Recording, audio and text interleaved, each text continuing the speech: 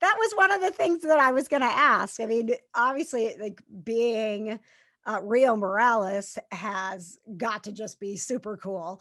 But is it, I was gonna ask, are you as into this sort of, like, geek culture, as those of us who enjoy the fact that you are Rio Morales?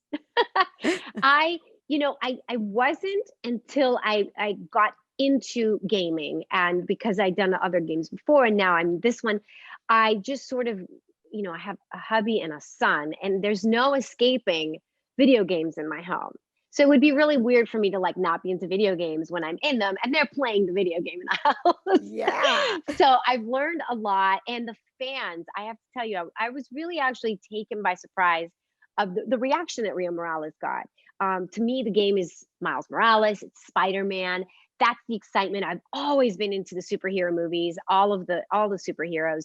And when I started to get fan mail or comments and lots of social media interaction, I was actually taken by surprise. I didn't know Rio Morales had touched so many people in ways I had no clue. And I say it's all because we had wonderful writing. We had real characters that are grounded in reality, but facing this supernatural world that we all love to fantasize about. So I am very much appreciative and also so excited that the game has had the response that it's gotten. I Oh, love playing Rio Morales. It's been wonderful. it's been so fantastic. I mean, we are we're the family that's still trying to get our hands on a PS5. Yeah, we had to borrow one. I had to borrow one just to like get through it, and we give it back, and then our friends let us borrow it again because Johnny and Atlas have to keep, so Oh until my we can god. get one of our own. That is too funny that you We've had one in the cart online, and the minute we're gonna press buy, it's gone and we can't buy Yes, it. It's happened a every number time. of times. Every time. It's a Welcome to the club. it's a running joke on our podcast, The Kinda Nerdy Girls. Katie, who's the biggest gamer, who deserves to have the PS5 before any of the rest of us, and it's like, "How many days have we gone without a PS5?" Yep.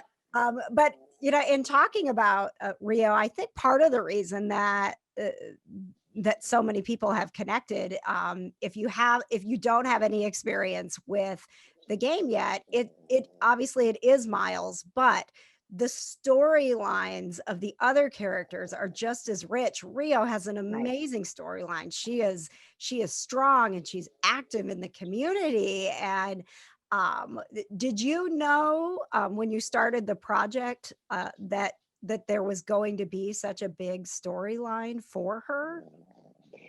I didn't know in the first game because Mhm. I wasn't, you only get what you get, and it was not as central of a character.